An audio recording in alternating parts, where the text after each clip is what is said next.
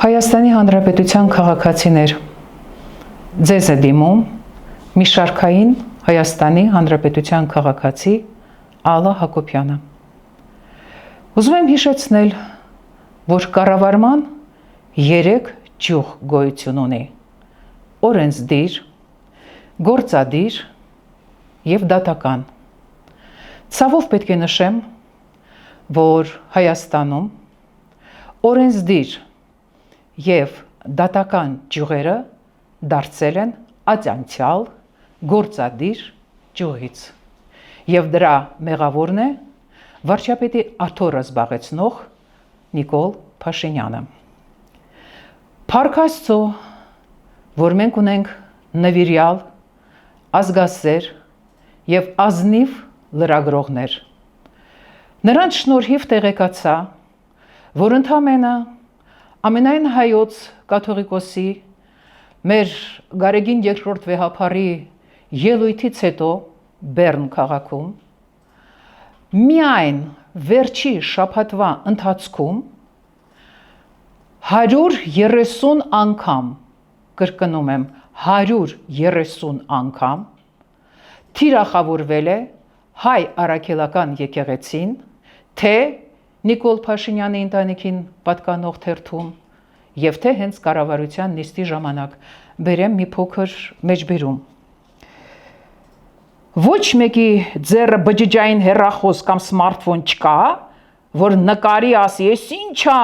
մեր սրբավայրում, էս ինչ վիճակ ա»։ Սա կառավարության նիստի ժամանակ Նիկոլ Փաշինյանի խոսքն է։ Եվ սա ասում է մի մարդ, ում բնակարանը փնթիության մաստեր կլաս է, իսկ իր պահվածքը մեր կառավարության, իդեպ Հայաստանի Հանրապետության կառավարության նիստի ժամանակ պարզապես լկտիության մաստեր կլաս էր։ Այս սադրիչ ինտրիգանին ի պատասխան հայ առաքելական եկեղեցին հանդես եկավ զուսպ, ողջամիտ և հավասարակշռված հայտարարությամբ։ Ահա մեկ նախադասություն այդ հայտարարությունից։ Հայաստանի վարչապետը պետական այրին անհարիր բառապաշարով, վիրավորանքներով և մեղադրանքներով հերթական արշավն է սկսել ընդդեմ հայաստանյաց առաքելական Սուրբ եկեղեցու, օրենքից վեր դասելով իր անձը։ Մայր Հաթոռի կայքում տեղադրված այս հայտարարության ամեն բառին կողմ ու համամիտ եմ,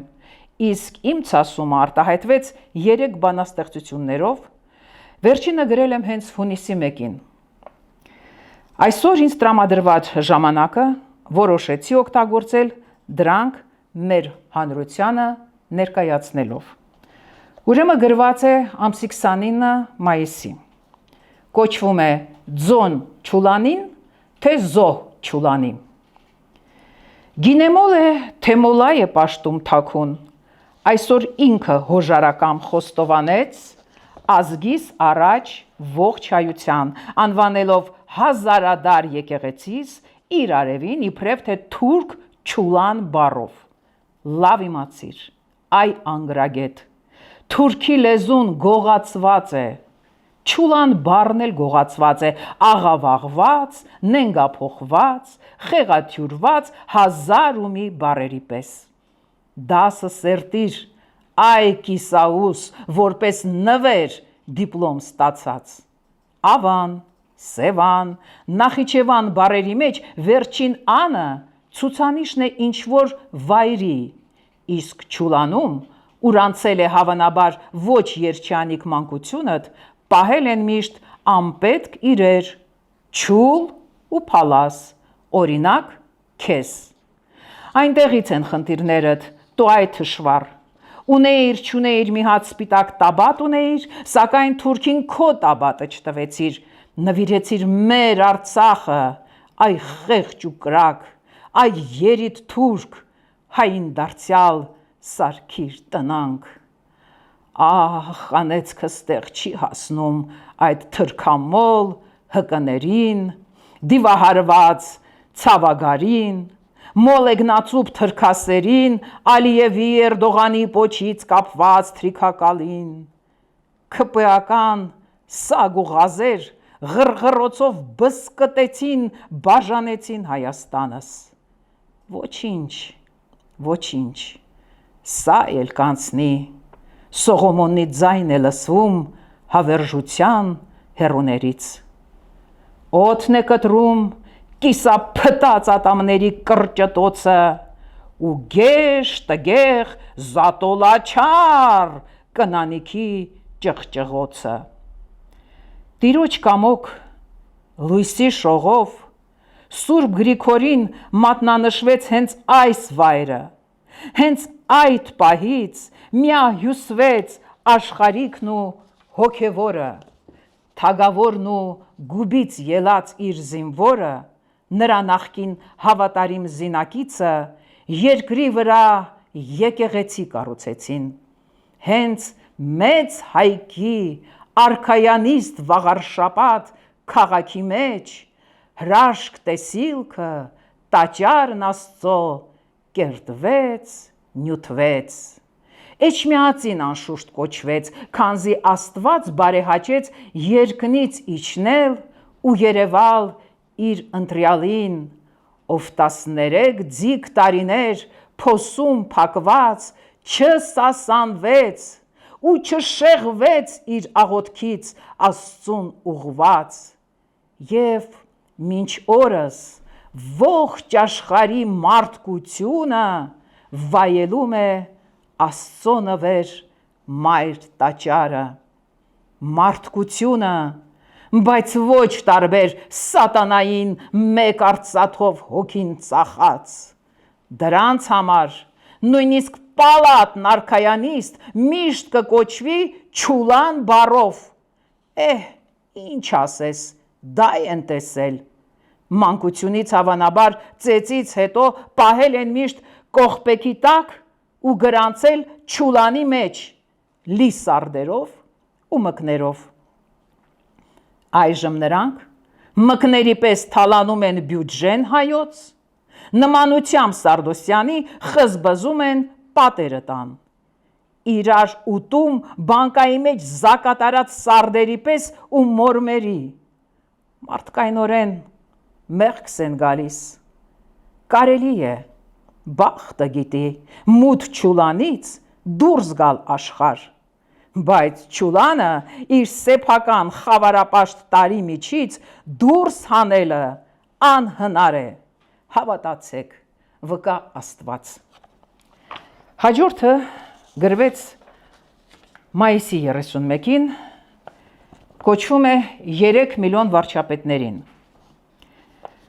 Դե ձեզ տեսնեմ 3 միլիոն վարչապետներ, շեֆն ասել է, որ նկարեք Facebook գցեք նկարածը, Facebook գցեք ու դժգոհեք եկեղեցուց,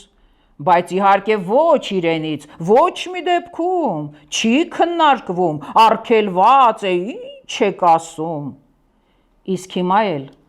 ես եմ հարցնում, պատասխանիր, ինչ վիճակ է մայրաքաղաք Երևանում,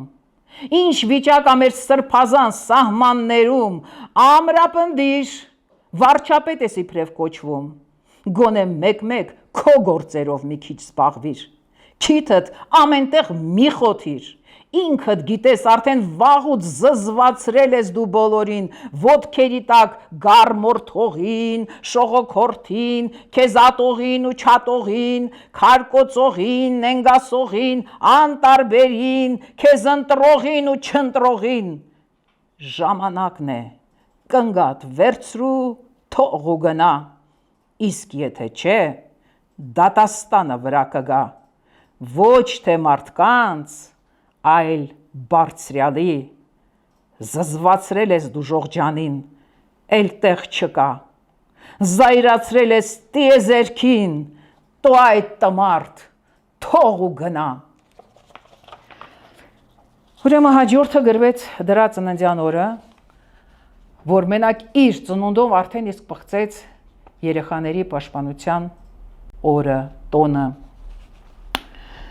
Ուրեմն կոչվում է մեծապատիվ մուրացկաններին։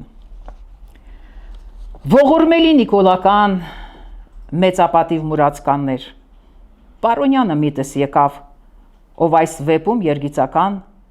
նկարագրեց ձեր տեսակի վարքն ու բարքը կայսրությունում օսմանական, Ստամբուլ դարձած Կոստանդնուպոլսում,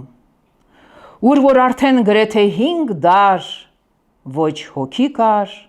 ոչ մարդկություն, ուր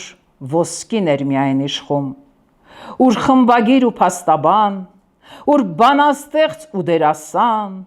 ուր ուսուցիչ ու նկարիչ, նաև բժիշկ, փողի համար եսը կորցրած, հոգով սնանք սպասարկում էին տրապիզոնից պոլիս եկած մի փառասեր, բայց անգրագետ,